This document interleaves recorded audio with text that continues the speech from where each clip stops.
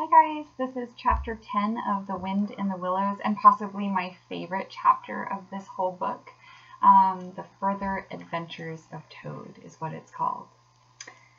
The front door of the hollow tree faced eastward, so Toad was called at an early hour, partly by the bright sunlight streaming in on him, partly by the exceeding coldness of his toes, which made him dream that he was at home in bed in his own handsome room with the Tudor window on a cold winter's night, and his bedclothes had got up, grumbling and protesting they couldn't stand the cold any longer, and had run downstairs to the kitchen fire to warm themselves, and he had followed on bare feet along miles and miles of icy stone-paved passages, arguing and beseeching them to be reasonable. He would probably have been aroused much earlier, had he not slept for some weeks on straw over stone flags, and almost forgotten the friendly feeling of thick blankets pulled well up round the chin. Sitting up, he rubbed his eyes first and his complaining toes next, wondered for a moment where he was, looking round for a familiar stone wall and little barred window.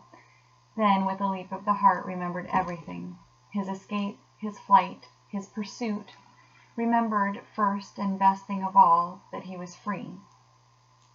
Free. The word and the thought alone were worth 50 blankets. He was warm from end to end as he thought of the jolly world outside, waiting eagerly for him to make his triumphal entrance, ready to serve him and play up to him, anxious to help him and to keep him company, as it always had been in days of old before misfortune fell upon him. He shook himself and combed the dry leaves out of his hair with his fingers, and his toilet complete, marched forth into the comfortable morning sun, cold but confident, hungry but hopeful, all nervous terrors of yesterday dispelled by rest and sleep and frank and heartening sunshine. He had the world all to himself that early summer morning.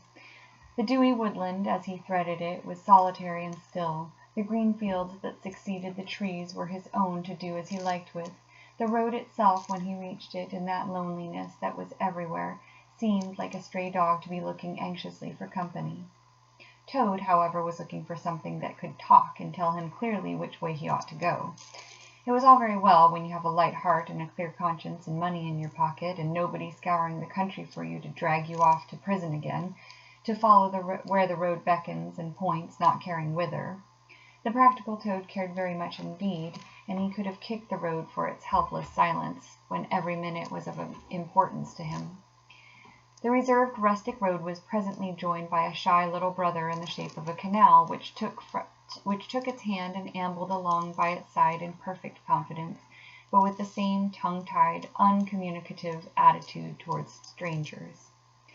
"Bother them," said the Toad to himself. "But anyhow, one thing's clear, they must both be coming from somewhere and going to somewhere. You can't get over that, Toad, my boy." So he marched on patiently by the water's edge. Round a bend in the canal came plodding a solitary horse, stooping forward as if in anxious thought. From rope traces attached to his collar stretched a long line, taut but dripping with his stride, the further part of it dripping pearly drops. Toad let the horse pass and stood waiting for what the fates were sending him. With a pleasant swirl of quiet water at its blunt bow, the barge slid up alongside of him, its gaily painted gunwale level with the top-wing path, its sole occupant a big stout woman wearing a linen sunbonnet, one brawny arm laid along the tiller. "A nice morning, ma'am," she remarked to Toad as she drew up level with him. "I dare say it is, ma'am," responded Toad politely, as he walked along the towpath abreast of her. "I dare say it is a nice morning to them that's not in sore trouble like what I am. Here's my married daughter. She sends off to me post-haste to come to her at once. So off I comes, not knowing what may be happening or going to happen, but fearing the worst, as you will understand, ma'am, if you're a mother too. And I've left my business to look after itself. I am the washing and laundering line, you must know, ma'am. And I've left my young children to look after themselves, and a more mischievous and troublesome set of young imps doesn't exist, ma'am. And I've lost all my money and lost my way, and as for what may be happening to my married daughter, why, I don't like to think of it, ma'am."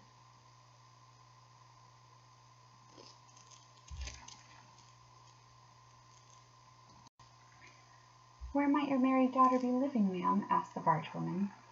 "She lives near to the river, ma'am," replied Toad, "close to a fine house called Toad Hall that's somewhere hereabouts in these parts. Perhaps you may have heard of it?"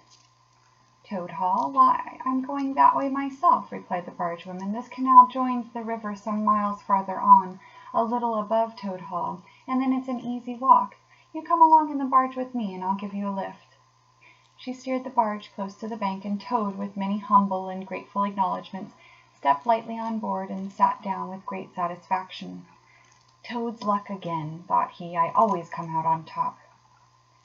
"So you're in the washing business, ma'am?" said the bargewoman politely as they glided along. "And a very good business you've got, too, I dare say, if I'm not making too free in saying so." "Finest business in the whole county," said Toad airily. "All the gentry come to see me. Wouldn't go to anyone else if they were paid, they know me so well. You see, I understand my work thoroughly and attend to it all myself. Washing, ironing, clear starching, making up gents' fine shirts for evening wear, everything's done under my own eye." "But surely you don't do all that work yourself, ma'am?" asked the bargewoman respectfully. "Oh, I have girls," said Toad lightly. 20 girls or thereabouts, always at work. But you know what girls are like, ma'am. Nasty little hussies, that's what I call 'em." "So do I, too," said the bargewoman with great heartiness. "But I dare say you set yours to rights, the idle trollops. And are you very fond of washing?" "I love it," said Toad. "I simply dote on it. Never so happy as when I've got both arms in the wash tub. But then it comes so easy to me. No trouble at all. A real pleasure, I assure you, ma'am." "What a bit of luck meeting you," observed the bargewoman thoughtfully. "A regular piece of good fortune for both of us."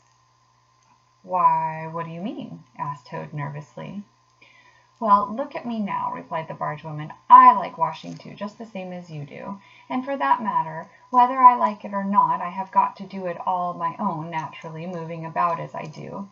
Now my husband, he's such a fellow for shirking his work and leaving the barge to me, that never a moment do I get for seeing to my own affairs. By rights, he ought to be here now, either steering or attending to the horse, though luckily the horse has sense enough to attend to himself. Instead of which he's gone off with the dog to see if they can't pick up a rabbit for dinner somewhere. Says he'll catch me up at the next lock. Well, that's as may be. I don't trust him once he gets off with that dog, who's worse than he is. But meantime, how am I to get on with my washing?" "Oh, never mind about the washing," said Toad, not liking the subject. "Try and fix your mind on that rabbit. Nice fat young rabbit, I'll be bound. Got any onions?" "I can't fix my mind on anything but my washing," said the bargewoman, "and I wonder you can be talking of rabbits with such a joyful prospect before you. There's a heap of things of mine that you'll find in a corner of the cabin. If you'll just take one or two of the most necessary sort, I won't venture to describe them to a lady like you, but you'll recognize them at a glance, and put them through the wash tub as we go along, why, it'll be a pleasure to you, as you rightly say, and a real help to me. You'll find a tub handy, and soap, and a kettle on the stove, and a bucket to haul up water from the canal with. Then I shall know you're enjoying yourself instead of sitting here idle, looking at the scenery and yawning your head off." "Here, you let me steer," said Toad, now thoroughly frightened, "and then you can go on with your washing your own way. I might spoil your things, or not do 'em as you like. I'm more used to a gentleman's things myself. It's my special line." "Let you steer," replied the bargewoman, laughing. "It takes some practice to steer a barge properly. Besides, it's dull work, and I want you to be happy. No, you shall do the washing you are so fond of, and I'll stick to the steering that I understand. Don't try to deprive me of the pleasure of giving you a treat." Toad was fairly cornered. He looked for escape this way and that, saw that he was too far from the bank for a flying leap, and sullenly resigned himself to his fate. "If it comes to that," he thought in desperation, "I suppose any fool can wash." He fetched tub, soap, and other necessaries from the cabin, selected a few garments at random, tried to recollect what he had seen in casual glances through laundry windows, and set to. A long half-hour passed, and every minute of it saw Toad getting crosser and crosser. Nothing that he could do to the things seemed to please them or do them good. He tried coaxing, he tried slapping, he tried punching. They smiled back at him out of the tub, unconverted, happy in their original sin. Once or twice he looked nervously over his shoulder at the bargewoman, but she appeared to be gazing out in front of her, absorbed in her steering. His back ached badly, and he noticed with dismay that his paws were beginning to get all crinkly. Now Toad was very proud of his paws. He muttered under his breath words that should never pass the lips of either washerwomen or toads, and lost the soap for the 50th time. A burst of laughter made him straighten himself and look round. The barge woman was leaning back and laughing unrestrainedly till the tears ran down her cheeks. "I've been watching you all the time," she gasped. "I thought you must be a humbug all along from the conceited way you talked. Pretty washerwoman you are. Never washed so much as a dishclout in your life, I'll lay." Toad's temper, which had been simmering viciously for some time now, fairly boiled over, and he lost all control of himself. "You common, low, fat barge woman," he shouted. "Don't you dare talk to your betters like that. Washerwoman, indeed. I would have you to know that I am a toad, a very well-known, respected, distinguished toad. I may be under a bit of a cloud at present, but I will not be laughed at by a barge woman."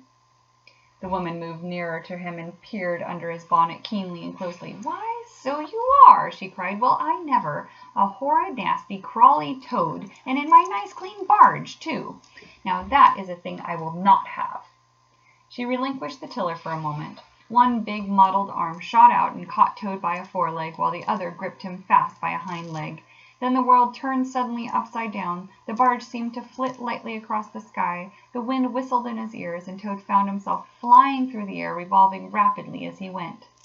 The water, when he eventually reached it with a loud splash, proved quite cold enough for his taste, though its chill was not sufficient to quell his proud spirit or shake the heat of his furious temper.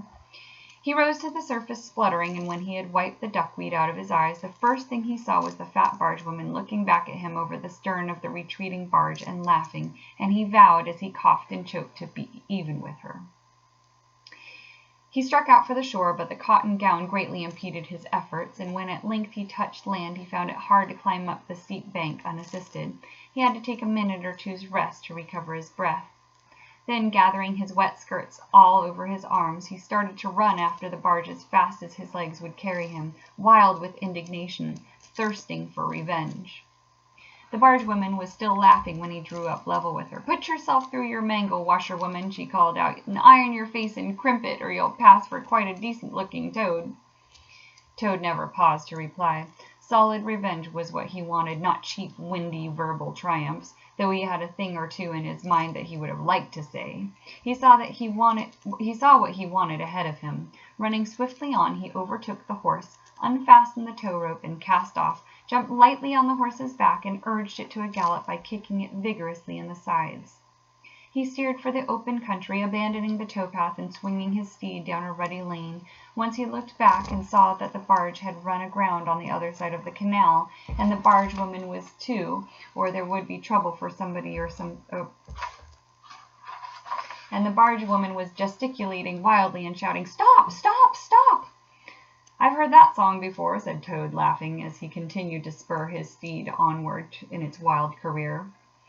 The barge horse was not capable of any very sustained effort, and its gallop soon subsided into a trot, and its trot into an easy walk. But Toad was quite contented with this, knowing that he, at any rate, was moving, and the barge was not. He had quite recovered his temper, now that he had done something he thought really clever, and he was satisfied to jog along quietly in the sun, taking advantage of any byways and bridle paths, and trying to forget how very long it was since he had had a square meal, till the canal had been left very far behind him. He had travelled some miles, his horse and he was feeling drowsy in the hot sunshine when the horse stopped, lowered his head, and began to nibble the grass, and Toad, waking up, just saved himself from falling off by an effort.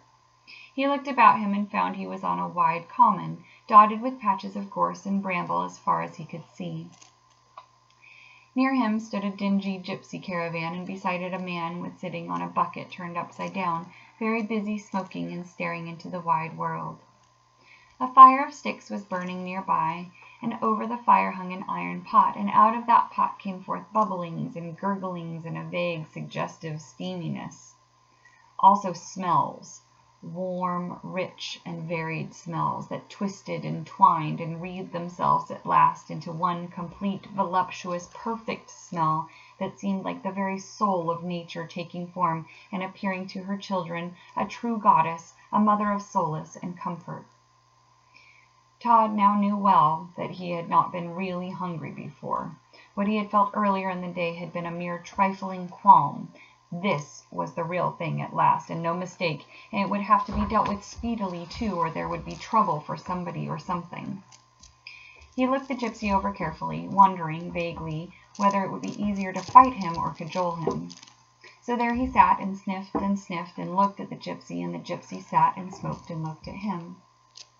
Presently the gypsy took his pipe out of his mouth and remarked in a careless way, "Want to sell that there horse of yours?" Toad was completely taken aback. He did not know that gypsies were very fond of horse dealing and never missed an opportunity, and he had not reflected that caravans were always on the move and took a deal of drawing. It had not occurred to him to turn the horse into cash, but the gypsy's suggestion seemed to smooth the way towards the two things he wanted so badly, ready money and a solid breakfast. "What?" he said. "Me sell this beautiful young horse of mine? Oh no, it's out of the question. Who's going to take the washing home to my customers every week? Besides, I'm too fond of him and he simply dotes on me." "Try and love a donkey," suggested the gypsy. "Some people do." "You don't seem to see," continued Toad, "that this fine horse of mine is a cut above you altogether. He's a blood horse, he is, partly. Not the part you see, of course, another part. And he's been a prize hackney, too, in his time. That was the time before you knew him. But you can still tell it on him in a glance, if you understand anything about horses. No, it's not to be thought on for a moment. All the same, how much might you be disposed to offer me for this beautiful young horse of mine?" The gypsy looked the horse over, and then he looked Toad over with equal care, and looked at the horse again. "Shillin' a leg," he said briefly, and turned away, continuing to smoke and try to stare the wide world out of countenance. "A shilling a leg!" cried Toad. "If you please, I must take a little time to work that out. You see just what it comes to." He climbed down off his horse and left it to graze, and sat down by the gypsy and did sums on his fingers, and at last he said, "A shilling a leg? Why, that comes to exactly 4 shillings and no more. Oh no, I could not think of accepting 4 shillings for this beautiful young horse of mine." "Well," said the gypsy, "I'll tell you what I will do. I'll make it 5 shillings, and that's 3 6 more than the animal's worth, and that's my last word." Then Toad sat and pondered long and deeply, for he was hungry and quite penniless, and still some way, he knew not how far, from home, and enemies might still be looking for him. To one in such a situation 5 shillings may very well appear a large sum of money. On the other hand, it did not seem very much to get for a horse. But then again, the horse hadn't cost him anything, so whatever he got was all clear profit. At last he said firmly, "Look here, gypsy. I tell you what we will do, and this is my last word. You shall hand me over 6 shillings and 6 cash down, and further, in addition thereto, you shall give me as much breakfast as I can possibly eat, at one sitting, of course, out of that iron pot of yours that keeps sending forth such delicious and exciting smells. In return, I will make over to you to my spirited young horse with all the beautiful harness and trappings that you see on him freely thrown in. If that's not good enough for you, say so, and I'll be getting on. I know a man near here who's wanted this horse of mine for years." The gypsy grumbled frightfully and declared if he did a few more deals of that sort he'd be ruined. But in the end he lugged a dirty canvas bag out of the depths of his trouser pocket and counted out 6 shillings and 6 into Toad's paw. Then he disappeared into the caravan for an instant and returned with a large iron plate and a knife, fork, and spoon. He tilted up the pot, and a glorious stream of hot, rich stew gurgled onto the plate. It was indeed the most beautiful stew in the world, being made of partridges and pheasants and chickens and hares and rabbits and peahens and guinea fowls, and 1 or 2 other things. Toad took the plate on his lap, almost crying, and stuffed and stuffed and stuffed, and kept asking for more, and the gypsy never grudged it him. He thought that he had never eaten so good a breakfast in all his life. When Toad had taken as much stew on board as he thought he could possibly hold, he got up and said good-bye to the gypsy and took an affectionate farewell of the horse, and the gypsy, who knew the riverside well, gave him directions which way to go, and he set forth on his travels again in the best possible spirits. He was indeed a very different Toad from the animal of an hour ago. The sun was shining brightly, his wet clothes were quite dry again, he had money in his pocket once more, he was nearing home and friends and safety, and, most and best of all, he had had a substantial meal, hot and nourishing, and felt big and strong and careless and self-confident. As he tramped along happily, he thought of his adventures and escapes, and how, when things seemed at their worst, he had always managed to find a way out, and his pride and conceit began to swell within him. "Ho, ho!" he said to himself as he marched along with his chin in the air. "What a clever Toad I am! There is surely no animal equal to me for cleverness in the whole world. My enemies shut me up in prison, encircled by sentries, watched day and night by warders. I walked out through them all by sheer ability coupled with courage. They pursue me with engines and policemen and revolvers. I snap my fingers at them and vanish, laughing into space. I am unfortunately thrown into a canal by a woman fat of body and very evil-minded. What of it? I swim ashore, I seize her horse, I ride off in triumph, and I sell the horse for a whole pocketful of money and an excellent breakfast. Ho, ho! I am the Toad, the handsome, the popular, the successful Toad." He got so puffed up with conceit that he made up a song as he walked in praise of himself, and sang it at the top of his voice, though there was no one to hear it but him. It was perhaps the most conceited song that any animal ever composed. "The world has held great heroes, as history books have showed, but never a name to go down to fame compared with that of Toad. The clever men at Oxford know all that there is to be knowed, but they none of them know one half as much as intelligent Mr. Toad. The animals sat in the ark and cried, their tears in torrents flowed. Who was it said, 'There's land ahead'? Encouraging Mr. Toad. The army all saluted as they marched along the road. Was it the king or Kitchener? No, it was Mr. Toad. The queen and her ladies in waiting sat at the window and sewed. She cried, 'Look, who's that handsome man?' They answered, 'Mr. Toad.'" There was a great deal more of the same sort, but too dreadfully conceited to be written down. These are some of the milder verses. He sang as he walked, and he walked as he sang, and got more inflated every minute, but his pride was shortly to have a severe fall. After some miles of country lanes he reached the high road, and as he turned into it and glanced along its white length, he saw approaching him a speck that turned into a dot, and then into a blob, and then into something very familiar, and a double note of warning, only too well known, fell on his delighted ear. "This is something like," said the excited Toad. "This is real life again. This is once more the great world from which I have missed so long. I will hail them, my brothers of the wheel, and pitch them a yarn of the sort that has been so successful hitherto, and they will give me a lift, of course, and then I will talk to them some more, and perhaps, with luck, it may even end in my driving up to Toad Hall in a motor car. That would be one in the eye for Badger."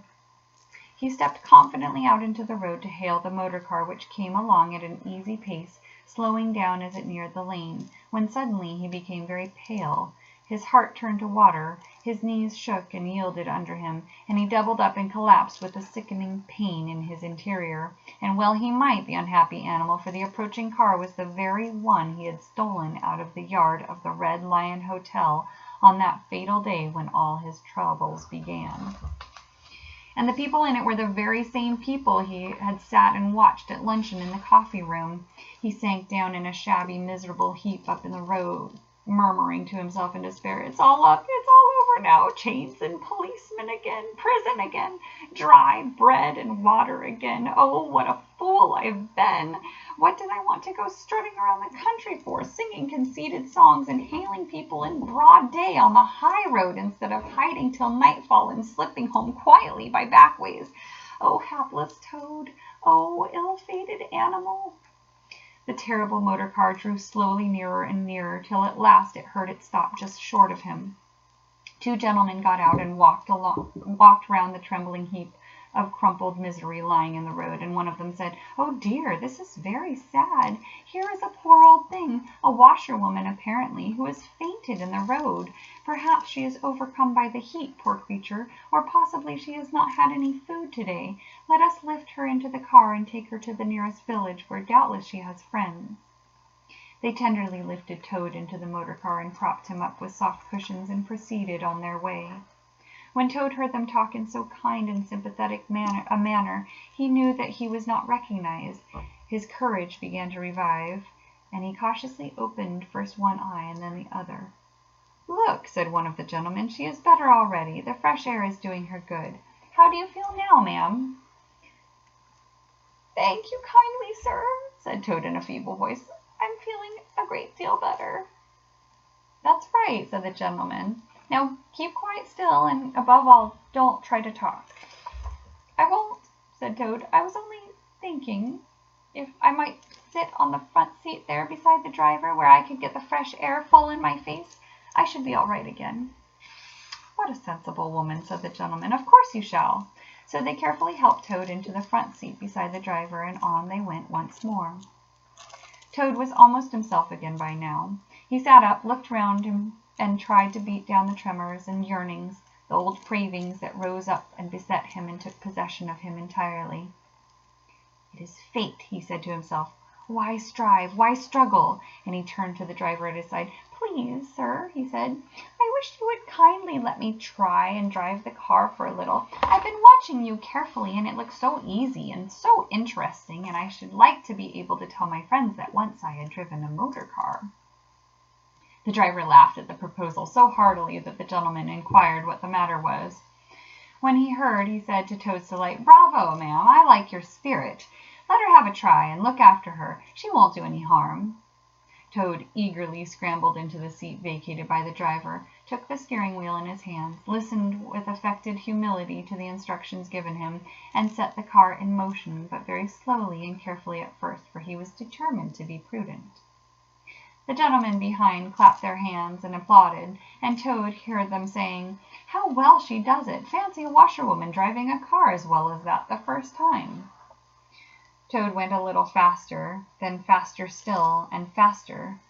He heard the gentleman calling out warningly, "Be careful, washerwoman!" And this annoyed him, and he began to lose his head. The driver tried to interfere, but he pinned him down in his seat with one elbow and put on full speed.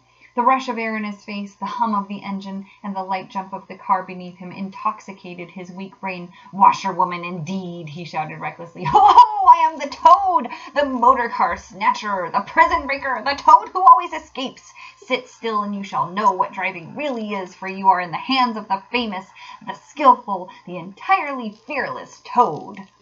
With a cry of horror, the whole party rose and flung themselves on him. "Seize him!" they cried. "Seize the Toad, the wicked animal who stole our motor car. Bind him, chain him, drag him to the nearest police station. Down with the desperate and dangerous Toad." Alas! They should have thought. They ought to have been more prudent. They should have remembered to stop the motor car somehow before playing any pranks of that sort.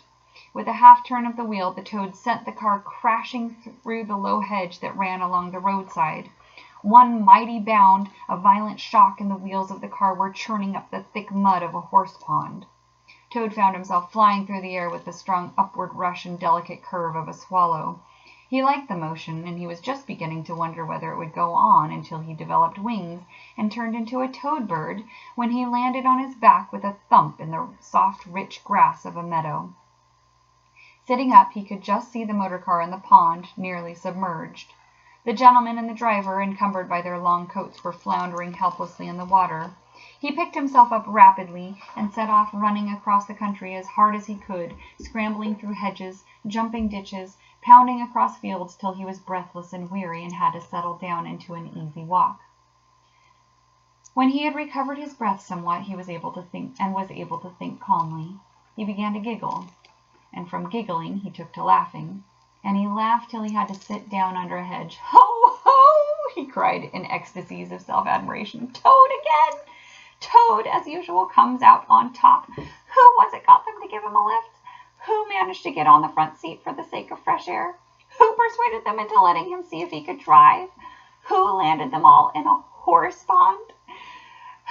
escaped, flying happily and unscathed through the air, leaving the narrow-minded, grudging, timid excursionists in the mud where they should rightly be. Why, Toad, of course. Clever Toad, great Toad, good Toad. Then he burst into song again and chanted with uplifted voice. The motor car went poop, poop, poop as it raced along the road. Who was it steered it into a pond? Ingenious Mr. Toad. Oh, how clever I am! How clever! How clever! How very clever! A slight noise at the distance behind him made him turn his head and look. Oh, horror! Oh, misery! Oh, despair! About 2 fields off, a chauffeur in his leather gaiters and 2 large rural policemen were visible, running towards him as hard as they could go. Poor Toad sprang to his feet and pelted away again, his heart in his mouth. "Oh my!" he gasped as he panted along. "How silly I've been! What a conceited and heedless, silly, swaggering Toad I've been! Shouting and singing songs again, sitting still and gassing again. Oh my! Oh my!" He glanced back and saw to his dismay that they were gaining on him. On he ran desperately, but kept looking back and saw that they still gained steadily. He did his best, but he was a fat animal, and his legs were short, and still they gained. He could hear them close behind him now. Ceasing to heed where he was going, he struggled on blindly and wildly, looking back over his shoulder at the now triumphant enemy, when suddenly the earth failed under his feet. He grasped at the air, and splash, he found himself head over ears in deep water, rapid water, water that bore him along with a force he could not contend with, and he knew that in his blind panic he had run straight into the river. He rose to the surface and tried to grasp the reeds and rushes that grew along the water's edge close under the bank, but the stream was so strong that it tore them out of his hands. "Oh my!" gasped poor Toad. "If ever I steal a motor car again! If ever I sing another conceited song!" Then down he went, and came up breathless and spluttering. Presently he saw that he was approaching a big dark hole in the bank just above his head, and as the stream bore him past, he reached up with a paw and caught hold of the edge and held on. Then slowly and with difficulty he drew himself up out of the water, till at last he was able to rest his elbows on the edge of the hole. There he remained for some minutes, puffing and panting, for he was quite exhausted. As he sighed and blew and stared before him into the dark hole, some bright small thing shone and twinkled in its depths, moving towards him.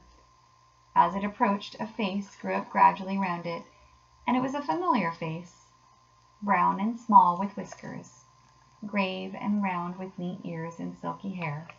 It was the water rat. All right. Thanks, guys. Join us next time. Bye.